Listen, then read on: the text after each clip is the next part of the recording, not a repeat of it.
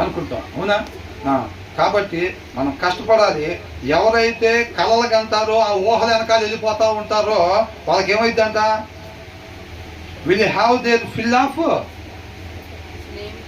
Poverty, లేమితనం వచ్చింది అనమాట. రేపు అక్కడ అకౌంట్ ఓపెన్ చేసి చూస్తే బ్రదర్ అంటారు, ఏమంటారు, ఇక అయిపోయిందమ్మా జీవితం ముగిసిందని అంటే, ప్రభా పరలోకానికేగా ఏంటంటే ఎక్కడికంట అకౌంట్ ఓపెన్ చేసి చూస్తే ఎంత ఉంటాయి?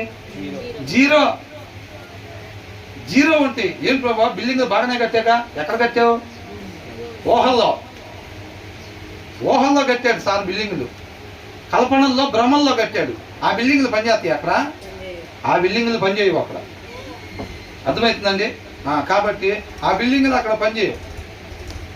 ఈ సోమరులాగా కష్టపడకుండా, వాక్యం తీసి చదవకుండా, మోకాలు చేసి ప్రార్థన చేయకుండా, నేను చేస్తే స్వస్థతలు దొరకాలి, నేను ప్రార్థన చేస్తే అవతల వాళ్ళు వచ్చి, బ్రదర్ ఆ రోజు మొన్న మీరు ప్రేయర్ చేశారు, బాబుకు కొంచెం జ్వరం తగ్గింది అని వినాలి అని అనుకుంటా ఉంటారు. చూసారా?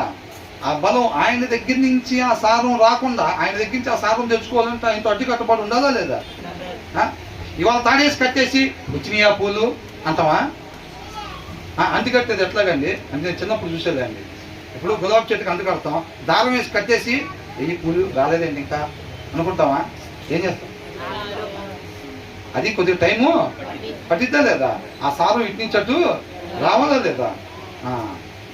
కాబట్టి మనం కూడా తగిన సమయం అదేమనుకుంటుందంటే, నాతో ఉండాలి, నాలో ఉండాలి అని ఈ చెట్టు అనుకునేది. దాన్ని నాతో అంటుకట్టబడింది, నాతో ఉండాలి, నాలో ఉండాలి, నాలో కలిసి జీవించాలని ఆశపడుతుంది అని అనుకొని అప్పుడు ఈ సారాన్ని దాంట్లోకి పంపించింది. అలా పంపించినప్పుడు దీంట్లో పూలు ఎలా ఉంటాయో, దీంట్లో సారం గుణలక్షణాలు ఎలా ఉంటాయో, దాంట్లో కూడా యాస్టిస్గా అలాగా వస్తాయి. దానికి తగిన సమయం ఉంటుంది. ఆ సమయం మనం అంటుకట్టబడి ఉండాలి. ఆ తగిన సమయం మనం ఆయనతో గడపాలి. గడిపినప్పుడు ఆయన గుణలక్షణాలు వస్తాయి. ప్రభా 2 నిమిషాలు అవుతుంది బైబిల్ చదవటం, ఎంతవరకు ఏం కార్యం స్టార్ట్ అవ్వలేదు. ఏంటంట 2 నిమిషాల నుంచి బైబిల్ చదువుతుంది, ఇంతవరకు కార్యాలయం స్టార్ట్ అవ్వలేదు ఏంటి? మోకాలు చేసి అరగంట అవుతుంది, ఇంతవరకు అసలు ఎవరు వచ్చి మీరు మా గురించి ప్రార్థన చేసినట్టున్నారండి, దేవుడు మాకు స్వస్థతని ఇచ్చాడు, మీరు మీ ఇంట్లో ప్రార్థన చేస్తున్నట్టున్నారు, ఇందాక మా గురించి స్వస్థతని ఇచ్చారు, ఎవరు చెప్పలేదండి ఇంకా వచ్చి. అట్లా కాదు. కాబట్టి మనం ఏం చేయాలంటే కష్టపడి వాక్యాన్ని చదవాలి, కష్టపడి ప్రార్థన చేయాలి, ఇతరులకి సహాయం చేసే దాని గురించి మన చేతులు కష్టపడాలి. వాళ్ళకి ఆత్మీయంగా కూడా వాళ్ళకి సహాయం చేసేటట్టుగా మన వాక్యం చదవటం వల్ల మనకు జీవం వచ్చింది, వాళ్ళకు కూడా మనం ఎక్కడికి వెళ్తే అక్కడ మిగతా వాళ్ళకు కూడా జీవం వచ్చింది.